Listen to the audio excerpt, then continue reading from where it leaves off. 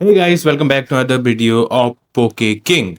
Today we are continuing the series What If S was abused by his father. Well, he has a father, obviously he has father, but this time he was around his family. But obviously when you have something, either it is good or it is extremely bad. But in this scenario, the situation is toward extremely bad. In the previous episode, we have seen that his father is an abusive alcoholic bastard and he has, in extreme alcoholism, killed Delia, his wife, the murder of S. Ketchum, and that is extremely sad topic. But we are going to see his end in this episode. So, if you like this series, then don't forget to turn on the bell icon after subscribing for the notification of this series. And please subscribe the channel. So, let's begin. Last time, S. Absol, S. Umbreon. I want the both of you to stay here and keep watch over the hatchlings here, alright? I'll be back in an hour or so you two can have the finishing blows. States before vanishing back into the shadows. S. Umbreon just looks at the spot her leader vanished into before turning around and jumping onto the Ash's bed. She then curled up at Ash's feet and kept an eye out for if the door opens. Absol, on the other hand, sat down in one of the corners of the room and kept watch over Ash and the others. Ash's friends though, they quickly curled themselves around Ash's body and tried to stay awake but quickly joined their friend in sleep. Now downstairs living room, Ketchum residence 12:30 a.m. All was quiet downstairs, well almost quiet. Richard Dick Ketchum was currently passed out on the couch. A fallen beer bottle was added to the rest on the floor. He was snoring loudly, proving that he was in a very deep sleep. This was both good and bad at the same time. Good for the beings in the shadow as they quickly dragged him into the darkness. But bad for Dick as once he awoke he would wish for death by alcohol poisoning. Mew POV. We had been successful in dragging the thing inside the shadows. I would have used my psychic powers to lift him into the shadows, but I need to focus on finding a secluded and secure location so we can begin. I began to hag slightly at the stench that seemed to roll of the thing's body. Probably has no knowledge on how to bath. I think to myself as the stench of BO and old beer. I plugged my nose to stop the stench from invading my nose and continued my search for a location we can dispose of the body. I soon found the perfect spot. A cave on a small island far from any form of civilization. I quickly opened a shadow portal and let the others leave first with the body. Upon exiting the shadows I transform into a caterpie and begin using string shot to tie up the thing's legs and wrists. I then turn around to face the other 5 occupants within the cave. One was a male Zoroark, but instead of the crimson red hair on its neck and head, it was a neon green color. His eyes were the same neon color as its hair. Her claws were also a neon green. The next was a female Pikachu. She had black fur instead of the signature yellow. The tips of her ears were crimson along with their eyes. And her entire tail was pure black. The third one was a Lucario. He was pure black where he was supposed to be dark blue. The beige fur on his chest was snow white. The spikes coming out of his chest and paws were a deep crimson like his eyes. His was white. The fourth was a Nidoqueen, though she was the oddest out of the 6 there due to her coloration. She is a shadow Pokémon. Her color only become a darker form of blue rather than pitch black like the others. She could be mistaken for a shiny, ignoring that her color was darker instead of lighter. The 5th and final one of the group was a Charmeleon. He, like Nidoqueen, had a coloration different than that of a normal shadow Pokémon. Instead of their dark orange scales, he had pale blue ones. His tail flame was blue instead of the usual red and yellow. There is one thing that they all have in common though. They all had a deep hatred for humans, especially the one they had within the cave. Their angered growls were being echoed through the cavern, and they seemed to grow in volume by the second. Noticed Richard's body flinch, so he transformed back into his original form and signaled for silence, which she got after a few seconds. Thank you.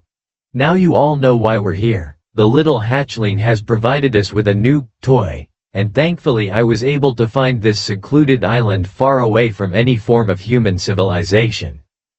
We can be as playful as we want with our new toy, though you cannot kill it. That right belongs to and I state, letting a dark, bloodthirsty grin to appear on my face along with the other shadow Pokémon in the cave. Suddenly a groan is heard. Turning around I notice that our toy has just woken up. Yawn. What time is wait? The toy says, before he begins to try and break free from the string cuffs I put on him. Giggling darkly I float up close to him. As he notices me his face starts to turn this disgusting color of purple.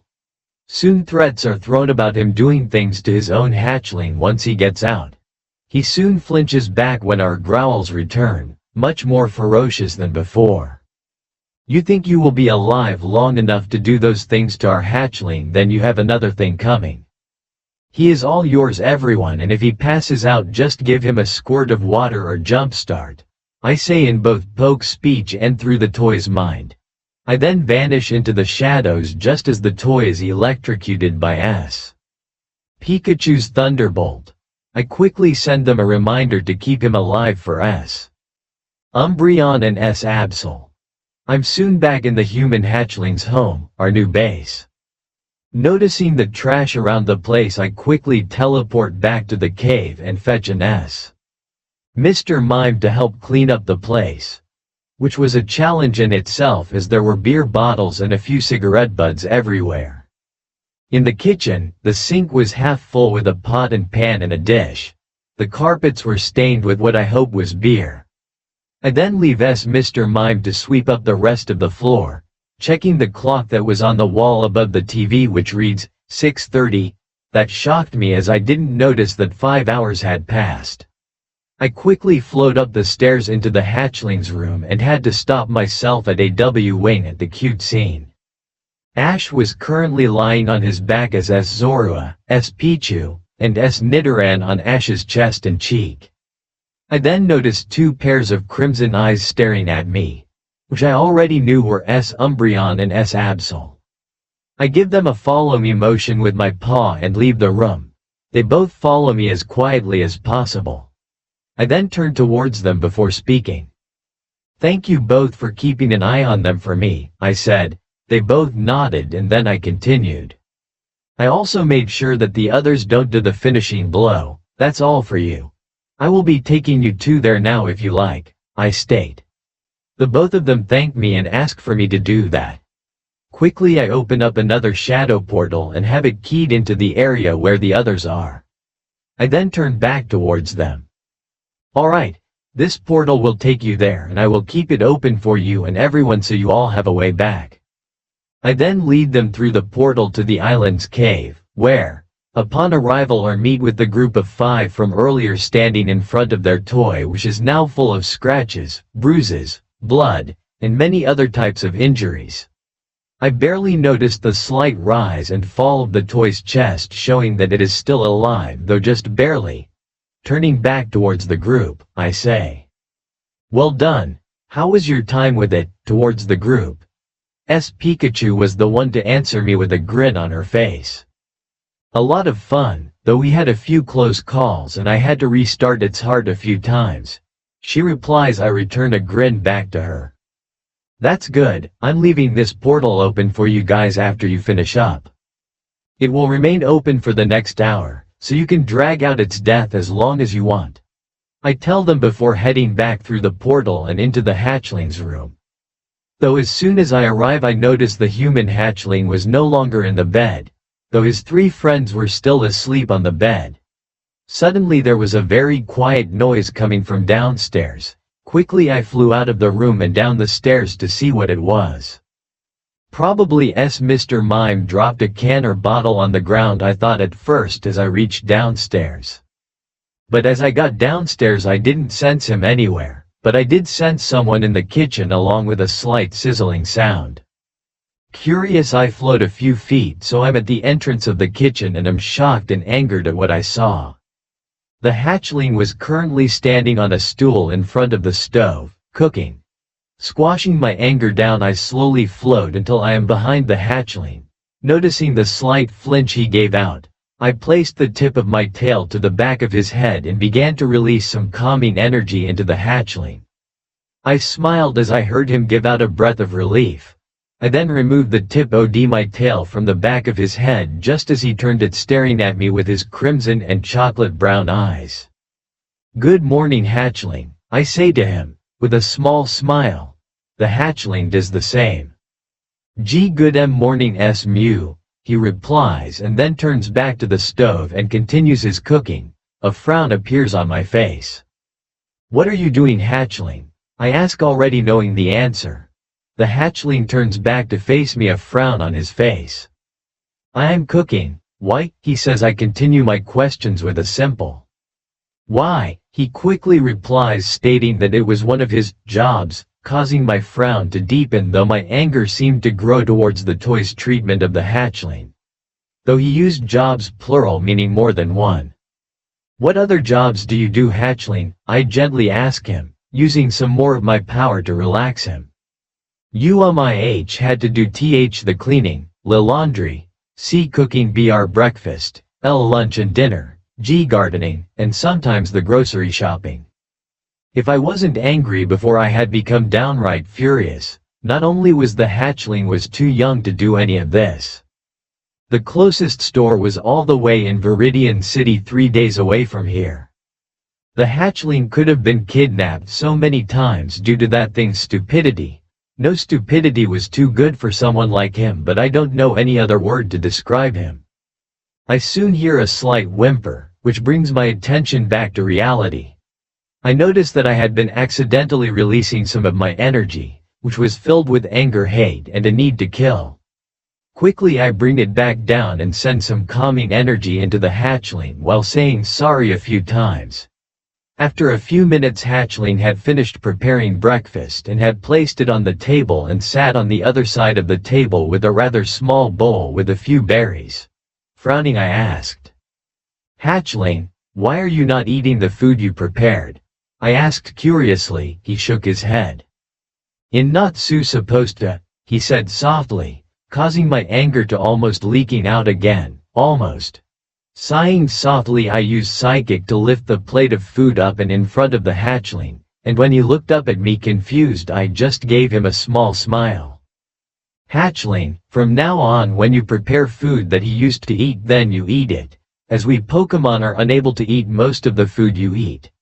Also, now that you are living with us, you won't be doing any of the stuff you used to do when you lived with him," I stayed, and before he could reply, I used psychic to use the fork and get some food on it and stuff it into his mouth. "Hatchling, I want you to eat first, and later when everyone is back we will continue with our talk, alright?"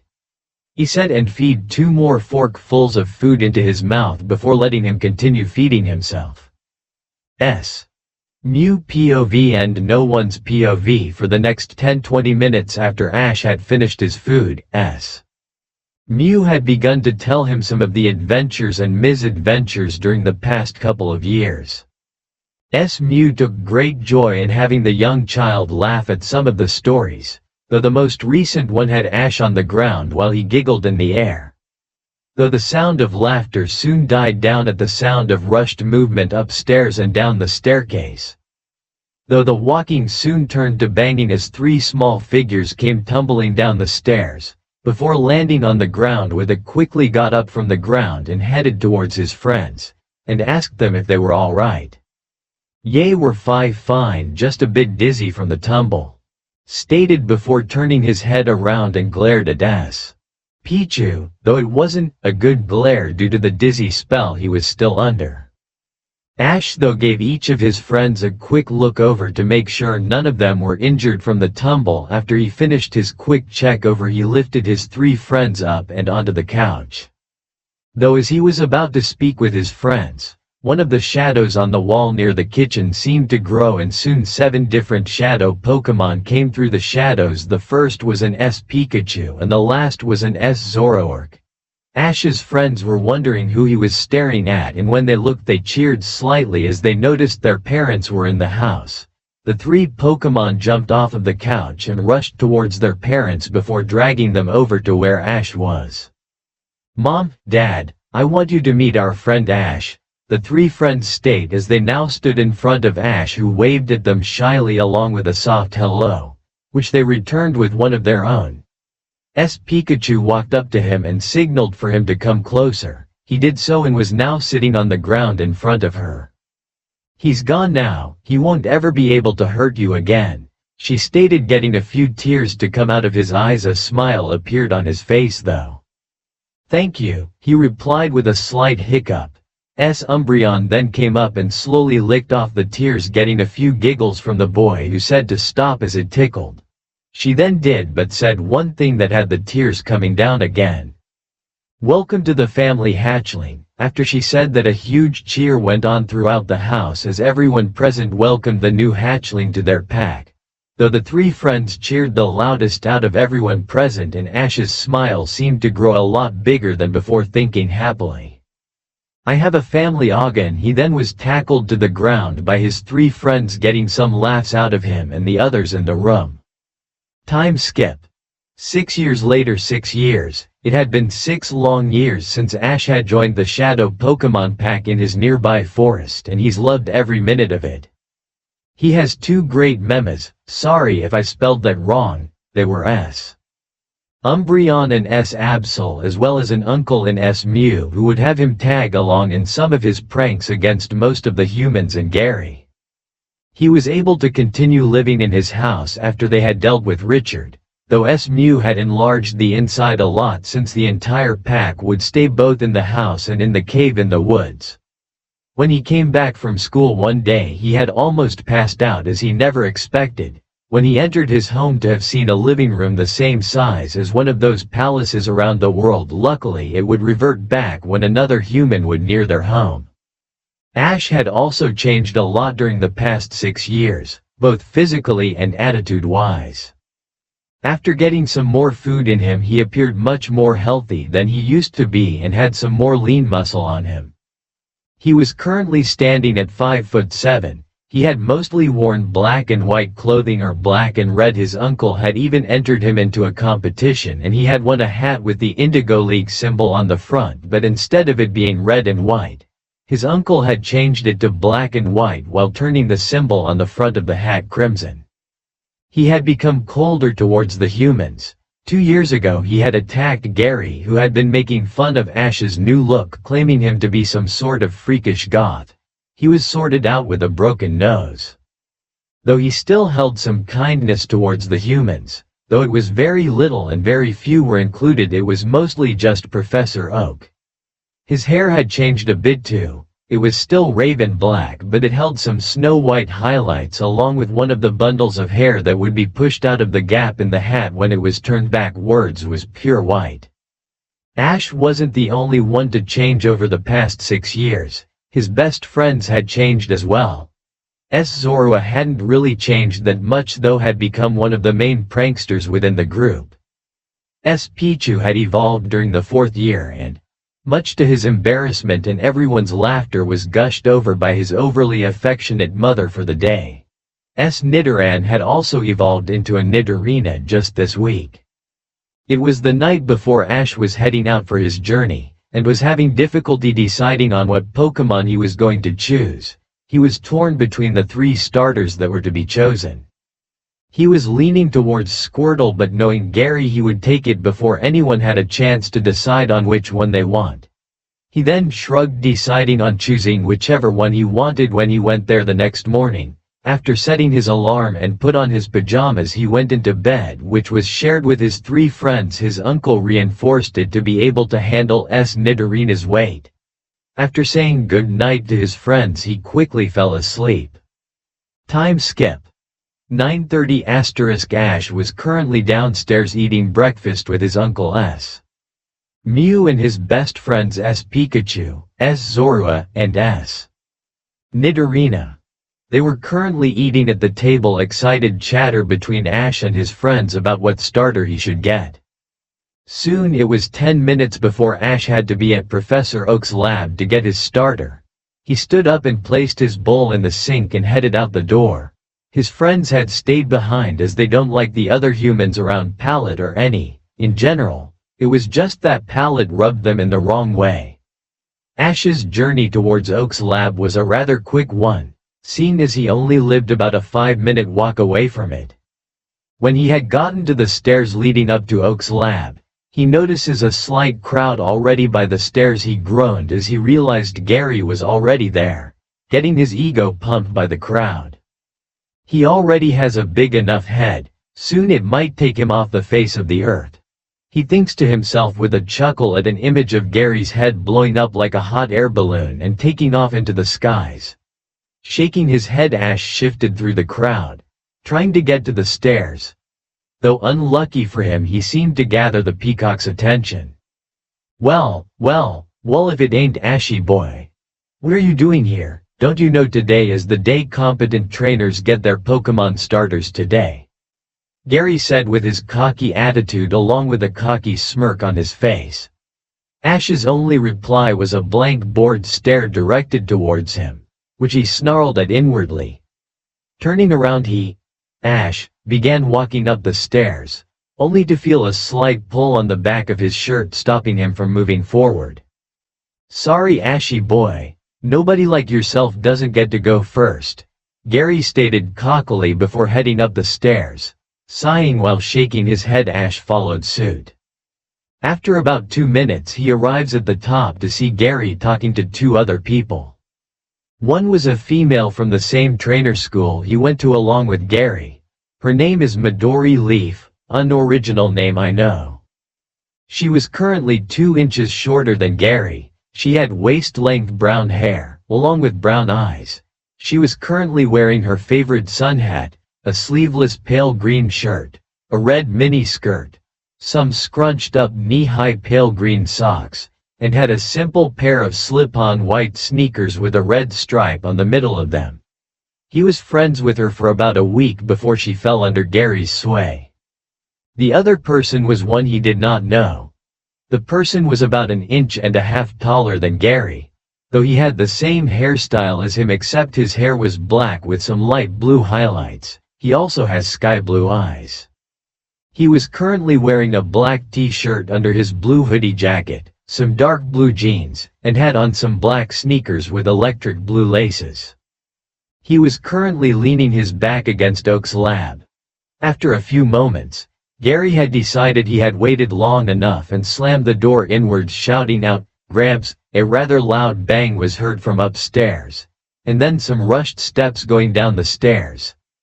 As the person reached the bottom, everyone got a good look at him. His hair was all gray and his eyes were black. He was currently wearing his signature lab coat and beige pants. And from the look of it he seemed both tired and angry. Probably pulled an all-nighter again, Ash thinks to himself, knowing the professor a bit more than the rest. You see, about 2 to 3 years ago he had to ask Professor Oak if he could work part-time at his laboratory and sanctuary, under the guise of wanting to be prepared when his journey started. Professor Oak had accepted and Ash began to learn how to take care of the Pokémon within the sanctuary, how to prepare their food, how to heal their injuries, how to groom them, which everyone at his home enjoyed, etc. etc. He would head there after school on Mondays, Wednesdays, Thursdays, and Sundays. "Follow me please," Oak had said, causing Ash to shake his head to regain focus as Professor Oak began to lead them to the back of the lab near the entrance to his sanctuary. There was a table in front of the 4 soon-to-be trainers holding 3 Pokeballs.